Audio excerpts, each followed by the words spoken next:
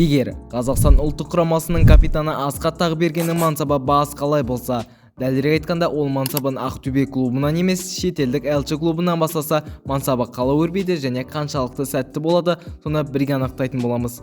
Онымен қоса Асқат бұл видеода 10 маусымның ішінде 5 рет чемпион атануы қажет, 3 рет кубокты иеленуі қажет және 1 Еврокубокты жеңуіміз қажет. Бәрі түсінікті болды деген ойдамын. Ендеше видеоға кеттік. Бұл маусымда Асқаттың жасы небәрі 20-да және оған берілген рейтинг 58. Асқат Тағыберген алғашқы маусымда қосалқы құрамда ойнайды, себебі оның рейтингі тым аз. Ендеше маусымның соңына кеттік. Қазір Элче клубының неше ұпай жинағанын көреміз және 73 ұпайды жинап 4-ші орынды иеленіп, Ла Лигаға шығу үшін плей-офф ойындарын ойнайтын болады. Алайда Испания кубогында Атлетик клубымен кездесіп, олардан 1-2 есебімен жеңіліп, бірден ұшып кетті.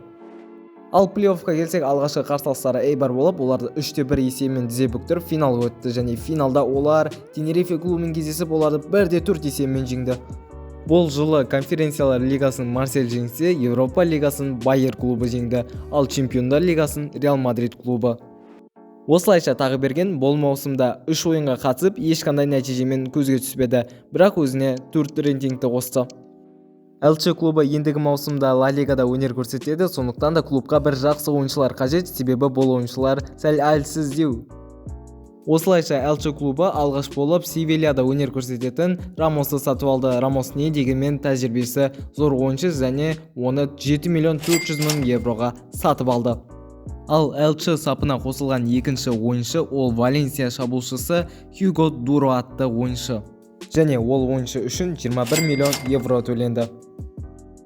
Және соңғы құрамға қосылған ойыншы ол Альмерия қорғаушысы Арнау Руикмаль. Және ол ойыншы үшін 5 миллион 300 мың евро төленді. Элче клубы қаншама трансферлерден кейін 15-ші орынды иеленді, яғни Ла Лигадағы орнын сақтап қалды. Келесі маусымда тағы да Ла Лигада өнер көрсетеді. Ал бұл маусымда Реал Мадрид клубы 86 ұпаймен чемпион атанды. Ал Испания кубогында олардың алғашқы қарсыластары Андорра болып, оларды 1-2 есебімен жеңді. Ал 1-8 финалда Реал Овидо клубымен кездесіп, оларды 3-4 есебімен қапы қалдырды. Алайда олардың ширек финалда жолы болмады. Гранада клубымен кездесіп, олардан 2-0 есебімен жеңіліс тапты. Ал Тағыбергенге келсек, бұл маусымда 13 ойынға қатысып, тағы да ешқандай нәтижемен көзге түсе қоймады, бірақ өзіне 4 рейтингті қосып 66 рейтингіне дейін жетті. Бұл маусымда Элче клубы өте керемет нәтижені тіркеді. Олар 46 ұпайды жинап 10-шы орынды иеленді, ал чемпионды Барселона клубы алды. Ал кубокта олардың алғашқы қарсыластары Валладолид болып, оларды 1-3 есебімен қапы қалдырып, келесі кезеңге өтті. Келесі кезеңде олар Картаджена клубымен кездесіп, оларды 1-0 есебімен жеңіп, келесі кезеңге өтті. Алайда ширек финалда Бургос клубынан 2-1 есебімен жеңіліс тауып, тағы да ширек финалдан әрі аса алмады.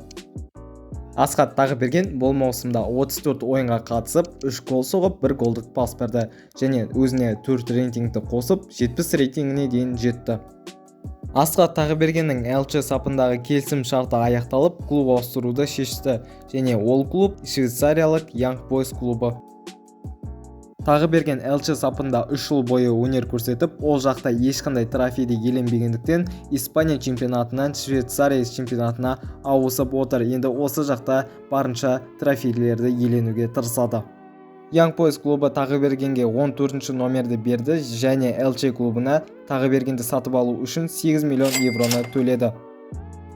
Young Boys клубы алғашқы кезеңде 66 ұпайды жинап, бірінші орынмен плей-оффқа шықты және плей-оффта олардың нешінші орын алған қарайық және олар бір-ақ рет жеңіліс тауып, 4 ойында жеңіске жетіп, 78 ұпайды жинап, бірінші орынды иеленді. Ал кубокта болса, алғашқы қарсыласынан ақ жеңіліс тапты. Онымен қоса Young Boys клубы Чемпиондар лигасында өнер көрсеткен болатын, бірақ ол жерде 6 ұпайды жинап, 3-ші орынды иеленіп, Еуропа лигасына түсіп қалды. Ал Еуропа лигасындағы олардың алғашқы қарсыластары Марсель болып, оларды 4-2 есебімен қапы қалдырды. Алайда қуаныштары ұзаққа созылмай, келесі қарсыластары Ливерпуль болып, олардан 4-2 есебімен жеңіліс тапты. Тағыберген бұл маусымда 44 ойынға қатысып, 2 гол соғып, 3 голдық пас берді және өзіне 2 рейтингті қосып, 73 рейтингіне дейін жетті. Young Boys клубы бұл маусымда 63 ұпайды жинап 3-ші орынды иеленіп, плей-оффқа өтті және плей-оффта қызықты оқиға орын алып, 1-ші орынды 74 ұпаймен Галлен клубы жеңсе, 2-ші орынды Серветти клубы 73 ұпаймен жеңді және 3-ші орынды Young Boys клубы 72 ұпаймен қорытындылады. Ал кубокта ширек финалда қарсыластары Лузерн болып, оларды 1-3 есебімен қапы қалдырып, 1-2 финалға өтті. Ал жартылай финалда Базель клубымен кездесіп, оларды жеңіп, бір трофейге тағы бір қадам жақындады. Осылайша Young Boys клубы Серветти клубын 2-1 есебімен жеңіп, Асқат Тағыберген алғашқы кубогына ие болды. Өте тамаша нәтиже. Young Boys клубы онымен қоса Чемпиондар лигасында өнер көрсетті және ол жақта өте керемет нәтижені тіркеп, өз тобында 1-ші орынды алып, 1-8 финалға өткен болатын. Ал 1-8 финалда Атлетико Мадрид клубымен кездесіп, оларды 4-3 есебімен қапы қалдыра білді. Алайда келесі кезеңде Реал Сосьедад клубымен кездесіп, өкінішке орай 5-4 есебімен жеңіліс тауып, Чемпиондар лигасындағы жорығын аяқтады. Ал Тағыберген болса, бұл маусымда 42 ойынға қатысып, 11 гол соғып, 5 голдық пас берді және өзіне 3 рейтингті қосып 77 рейтингіне ие болды.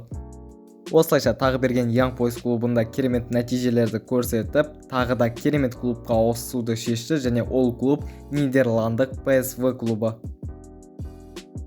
Осылайша Нидерландық керемет клубтардың біріне ауысып отыр. Ол PSV клубы. PSV клубында көптеген ойыншылар бар. Оның біреуін атап өтсек, ол Люк де Йонг, және сондай ойыншылармен бірге ойнау арқылы өзіне көптеген тәжірибе жинап, болашақта керемет клубтарға ауысуға мүмкіншілік туады. PSV клубы Тағыбергенге 13-ші номерді берді және ол үшін Young Boys клубына 40 миллион евроны төледі. Қазір біз бірден Тағыбергенді негізгі құрамға қоятын боламыз. Міне қазір көріп тұрғандарыңыздай Тельман деген атты ойыншыны қосалқы құрамға жіберіп, оның орнына Тағыбергенді қоятын боламыз. Және бұл маусымда Эридис чемпионы PSV атанды, 81 ұпайды жинады және одан кейінгі тұрған Твенте клубы небәрі 73 ұпайды ғана жинаған. Ал кубокқа келсек, алғашқы қарсыласын 4-2 есебімен жеңіп, келесі кезеңге өтті. Ал келесі кезеңде AZ Alkmaar клубымен кездесіп, олармен тең түсіп, пенальти сериясы арқылы жеңіп, келесі кезеңге өтті. Ширек финалда да жеңіске жетіп, келесі кезеңге өтті, бірақ келесі кезеңде Твенте клубымен кездесіп, олардан жеңіліс тауып, осылайша жорығын аяқтады. Онымен қоса PSV клубы Чемпиондар лигасында өнер көрсеткен болатын және өз тобында 1-ші орынды алып 1-8 финалға өтті. Бірақ 1-8 финалда өкінішке орай Порту клубынан бірден жеңіліс тапты. Тағыберген бұл маусымда өте керемет маусымды өткізді. 45 ойынға қатысып, 29 гол соғып, 5 голдық пас берді және өзіне 5 рейтингті қосты. Бұл маусымда өкінішке орай PSV клубы чемпион атана алмады. Олар 68 ұпайды жинап, 3-ші орынды иеленді. Ал чемпионды Ajax клубы алды. Және де кубокта да 1-2 есебімен Фейнордтан жеңіліс тауып, аяқтан да ұшып кетті. PSV клубы Чемпиондар лигасында өз тобында 3-ші орынды иеленіп, Европа лигасына түсіп кеткен болатын. Европа лигасында олардың алғашқы қарсыластары Лион болып, оларды 2-1 есебімен дүзе бүктірді. Және олардың 1-8 финалдағы қарсыластары итальяндық Наполи болып, оларды 3-4 есебімен жеңіп, 1-2 финалға өткен болатын. Алайда Тоттенхэм клубы PSV-ның келесі кезеңге өтуіне жол бермеді. Осылайша Тағыберген бұл маусымда 47 ойынға қатысып, 18 гол соғып, 11 голдық пас берді және өзіне 6 рейтингті қосып, 88 рейтингіне дейін жетті. Тағыберген 88 рейтингіне жеткеннен кейін тағы да бір клуб ауыстыруды шешті және бұл оның видеодағы ең соңғы клубы және ол англиялық Ливерпуль клубы. Тағыберген PSV сапындағы керемет маусымдар өткізгеннен кейін үздік клубтардың бірі Ливерпульге ауысқан болатын. Енді ол Ливерпуль сапында керемет топ жұлдыздармен ойнайтын болады және өзі де топ болып, оның жанкүйерлері де арта түсті. Ливерпуль клубы Тағыбергенге 8-ші номерді берген болатын және онымен қоса PSV клубына Тағыберген үшін 200 миллион евроны төледі. Не деген сұмдық ақша бұл. Және бұл маусымда Ливерпуль клубы өкінішке орай 2-ші орынды алды, небәрі 80 ұпай жинады, ал 1-ші орынды алған Манчестер Сити клубы 93 ұпайды жинады. Ал факапқа келсек, олар 4-ші раундта Бриктон клубымен кездесіп, оларды 2-ші ойында жеңген болатын және келесі раундта Брентфорд клубымен кездесіп, олардан пенальти сериясы арқылы жеңіліс тапты. Ал Карабао капта алғашқы қарсыластары Донкастер Роверс болып, оларды 2-1 есебімен жеңіп, 4-ші раундқа өткен болатын. Ал 4-ші раундта Уотфорд клубымен кездесіп, оларды 1-3 есебімен дүзе бүктіріп, ширек финалға өтті. Ширек финалда Лестер Ситимен кездесіп, оларды 2-0 есебімен жеңіп, тағы да бір қадам финалға жақындады және 1-2 финалда Астон Вилламен кездесіп, олардан пенальти сериясы арқылы жеңіліс тапты. Онымен қоса Ливерпуль клубы Европа лигасында өнер көрсетті және өз тобында бірінші орында алып 1-8 финалға өткен болатын. 1-8 финалда Манчестер Юнайтедпен кездесіп, оларды 5-1 есемен қапа қалдырып, ширек финалға өтті және ширек финалда олар Байер клубымен кездесті және оларды 3-2 есемен жеңіп, әреңдеп 1-2 финалға өтті. Және 1-2 финалда олар өте бір оңай қарсылас емес, бірақ орташалау командалардың бірі Ранжерске түсті және оларды 7-3 есебімен жеңіп финалға өтті және финалда Вильяреал клубымен кездеседі және қандай нәтиже тіркеледі? Өкінішке орай Вильяреалдан басым түсе алмай, осылайша екінші орынды иеленді. Тағы бергенге келсек, ол бұл маусымда 60 ойынға қатысып, 32 гол соғып, 14 нәтижелі пас берді және өзіне 3 рейтингті қосты. Және бұл маусымда Ливерпуль чемпион бола ала ма? Бірге қарайық. Және бұл маусымда Ливерпуль чемпион атанды. 82 ұпайды жинап, осылайша чемпион атанып отыр, ал Манчестер Сити клубы небәрі 79 ғана ұпай жинады. Ал факапқа келсек, алғашқы қарсыластарын 2-0 есебімен тізе бүктіріп, 4-ші раундқа өткен болатын. Ал 4-ші раундта Карлисл клубымен кездесіп, алғашқы ойында 1-1 есебін тіркесе, екінші ойында 2-1 есебімен жеңіп, 5-ші раундқа өткен болатын. Ал 5-ші раундта Шеффилд клубымен кездесіп, оларды 1-0 есемен тізе бүктіріп, 6-ші раундқа өтті. Ал 6-ші раундта Лидспен кездесіп, оларды 2-1 есемен жеңді. Және олар полуфиналда Лестер Ситимен кездесіп, оларды 2-3 есемен жеңіп финалға өтті және финалда қандай есеп тіркеледі қазір қарайық бірге. Және өкінішке орай Манчестер Сити клубы жеңіске жетті. Ал Карабао капта алғашқы қарсыластары Ноттингем Форест болып, оларды 0-2 есемен жеңіп, келесі кезеңге өтсе, келесі кезеңде Челси клубымен тең ойнасып, оларды пенальти сериясы арқылы жеңіп, келесі кезеңге өтті. Және ширек финалда олар Ньютон Орен клубымен кездесіп, өкінішке орай ол жерде пенальти сериясы арқылы жеңіліс тапты. Және онымен қоса олар Чемпиондар лигасында өнер көрсеткен болатын. Олар өз тобында бірінші орынды алып 1-8 финалға өтті. 1-8 финалда Бавария клубын 4-1 есебімен қапы қалдырып, ширек финалға өтті. Ал ширек финалда өкінішке орай Атлетико Мадрид клубымен кездесіп, олардан 4-3 есебімен жеңіліс тапты. Осылайша тағы берген 56 ойынға қатысып, 24 гол соғып, 4 голдық пас берді және өзіне 2 рейтингті қосып, 93 рейтингіне дейін жетті.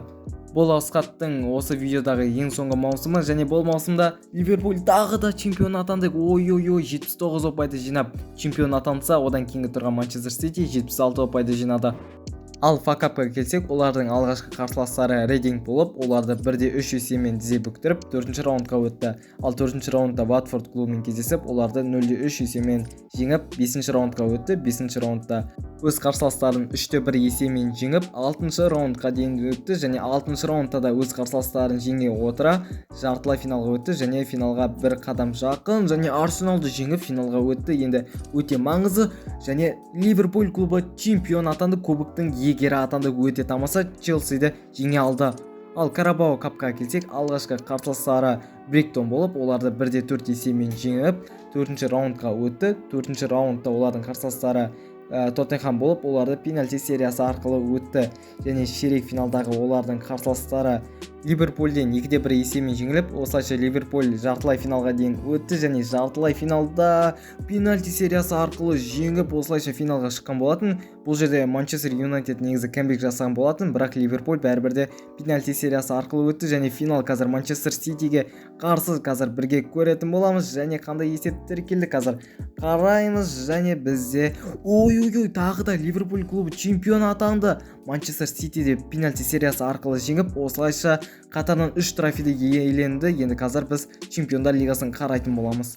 Олар Чемпиондар лигасында өз тобында 12 ұпаймен бірінші орында алды, ешқандай жеңіліс таппады, 3 рет тең ойнады және 3 рет жеңіске жетті. Және 1-8-дегі олардың қарсыластары Порту болды және Порту клубын 4-2 есемен қапы қалдырып келесі кезеңге өтті және келесі кезеңде олар Реал Мадрид клубымен кездесті және оларды 2-5 есемен жеңіп жартылай финалға өтті. Өте керемет нәтиже. Қазір жартылай финалда қарайтын боламыз және жартылай финалда біз Галатасарайды 4-2 есемен жеңіп тағы да финалға шықтық және бұл тағы англиялық клуб және бұл Арсеналды жеңіп тағы да осылайша біз трипл жасадық. Өте керемет. Мүмкін дейтін барлық кубоктарды жеңіп шықтық.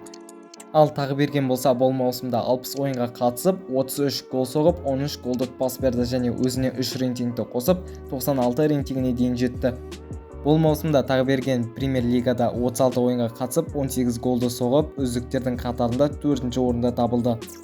Ал Чемпиондар лигасында 12 ойында 12 гол соғып, осылайша сұрмергендердің қатарында бірінші орында табылды.